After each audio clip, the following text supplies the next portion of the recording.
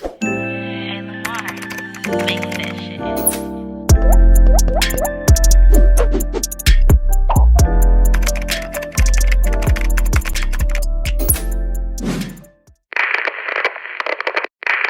Hi guys, and welcome back to my channel. My name is Chamira Elaine. For those of you who are new, for those of you who are not new, thank you all so much for coming back and supporting everything I do here with my channel. On this channel, I focus all on health, locks, and lifestyle. So if you're into that type of content, then make sure you hit that subscribe button down below.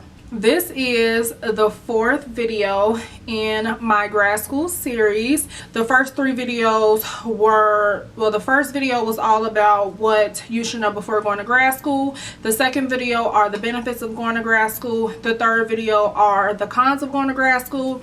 And then this video is all about my own personal grad school experience. I would highly suggest that you watch the first three videos before watching this one. Don't worry, I'm gonna wait until you come back, okay? But for those of you who have watched the first three videos, grab your popcorn, drink some tea, some coffee, whatever it is you want to enjoy this video, and let's bring it in. Let's get into this video, okay? This is literally right off the dome. This literally isn't written down anywhere. I don't have a script.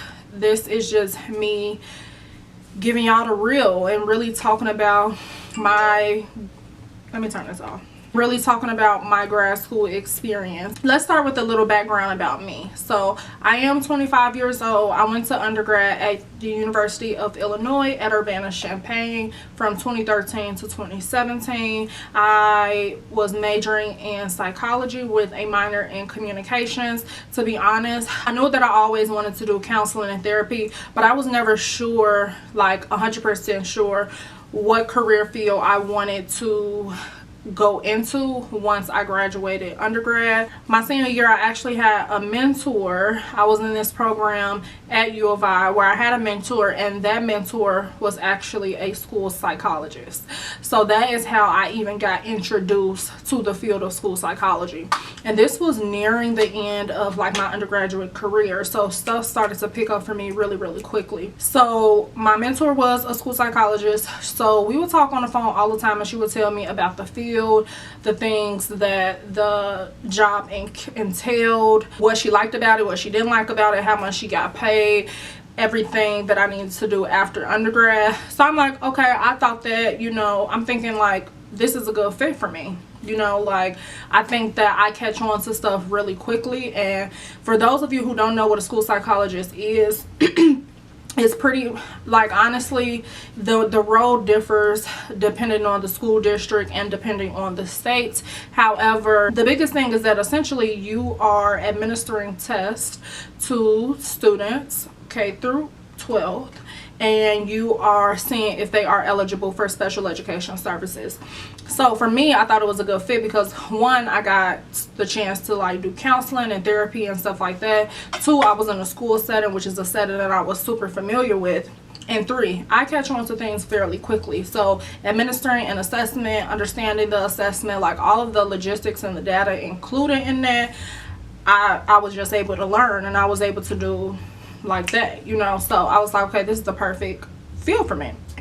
So with that, I applied to grad school. Everything was fine. I initially actually applied to, I think I only applied to like 3 different grad schools, and it was one here, which was Loyola, and then the other 2 were in California, but they were different types of programs. So one of the programs in California was a school psych and a family marriage therapy program, and then the other one was like a different like counseling program. It wasn't school psych though. So I applied to 3 different schools, all 3 different programs, like within different disciplines. So I didn't get into any of the schools in California, which was a bummer because I really did want to go to California after undergrad, and I got accepted into Loyola. I had my interview for the graduate school program, did really well in the interview, and then literally the next day they told me that I was accepted. So I ended up going to Loyola for my master's. Now, just a little bit information about the school psychology program at Loyola. It is a 3-year program. Within that 3-year program, you receive 2 degrees.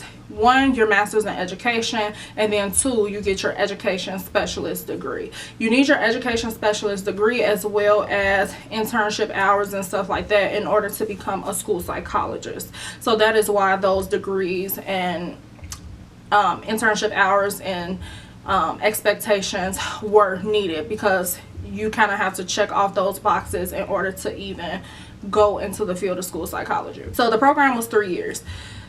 Literally, I'm gonna tag the video of like my first day, like orientation and stuff like that. That video actually has a lot of views too, but I'm gonna tag that video so you all can just reminisce or go back to literally my exact feelings of how I felt that day throughout the entire day from the beginning to the end.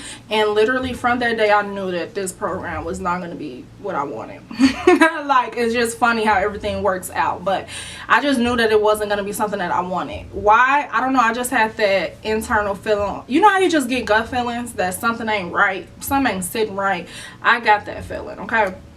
But I was just like, maybe it was because it was a predominantly white institution. It was a lot of white people, and the vibes was off for me. So I just kind of let it slide. It was something that I always came back to though, like, but I kind of just let it slide. So the first year was fine. I was actually staying at home my first year, and I was working my first year as well. So I was pretty decent. The coursework was okay. I felt like I was pretty much keeping up. I actually got all A's my first year in grad school.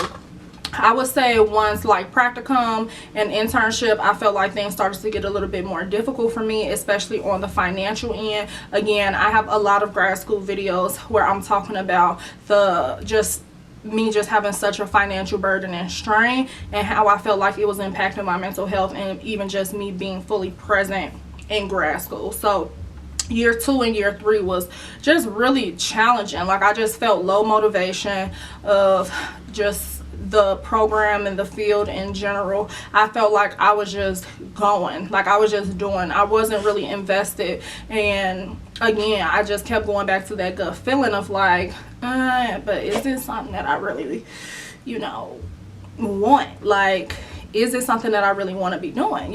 So I was kept going back to that feeling, but again, I brushed it off. A lot of people be asking me like, well, why didn't you just kind of go with your right mind? And it's because I felt like I had already invested so much time and so much money into being in grad school that it just it made sense for me to stop, but I just didn't want to. Honestly, I didn't want the extra burden of having to like completely stop and then figure it all out over again, pretty much. So let's fast forward to my 3rd year. So my 3rd year, I applied only to 2 internships, and I got both of them. They were in 2 different districts. I chose the districts that, of course, was paying me the most money, because again, I've had a huge financial strain and financial burden that has been following me all along grad school. So I chose the one that initially was paying more money, even though that's not the placement that I truly wanted and truly felt like I was gonna grow more. I just chose it because I essentially I needed the money. I felt like that, again, it was that gut feeling. I just need to start listening to my gut feeling, seriously. I got the gut feeling, and everything started going wrong. Literally, everything started going wrong the moment I accepted the internship, okay, with this district. The first thing that went wrong was, for one, I was not allowed to start working because I had overdue like parking tickets for the city of Chicago, and they just don't allow you. If you work for the city, you can't owe the city, which is so stupid, because I'm like, well, I'm trying to get a job so that I can pay y'all back. Anyway, sorry y'all, I'm sorry if the quality is also different, because I had to switch from filming on my camera to filming on my phone because I have a low battery, so it's okay. But yeah, so I left off with the first hurdle was me even being able to start work on time due to the parking ticket. So the parking ticket situation got figured out, okay? The second hurdle was that I started working, right? And our pay was wrong. And it's just funny because it's like I took it because I wanted to get paid more, and everything just started messing up with my money. Like nothing else was messing up but the money portion. Okay, so you got to follow the story. So the second thing was the pay was wrong, and it was wrong for like a month. Okay, so the pay was wrong. That was the second thing. Pay got figured out. The third and like final thing, honestly, was that they went on strike. So now I really wasn't getting paid. So now I am more financially behind than I was before even starting the internship. Okay, the reason I took the internship at this particular place was because I would be getting paid more. You see how that works? Because I wasn't supposed to be there in the beginning. But yeah, so that happened, and then that's when the whole like tweet situation with Trump happened with the Secret Service and like all of that stuff. And essentially that I won't say like it terminated everything. However, it terminated my internship, and then I was not able to complete the rest of the year at Loyola, pretty much at school. So I am like able to finish and continue if I wanted to. However, I'm not really sure what it is I want to do, honestly. So currently I was able to get my master's in education because, like I told you all, even though it's a 3-year program, you receive 2 degrees. After the first year, you receive a master's in education, and then after you completed the next 2 years, you receive your specialist in education.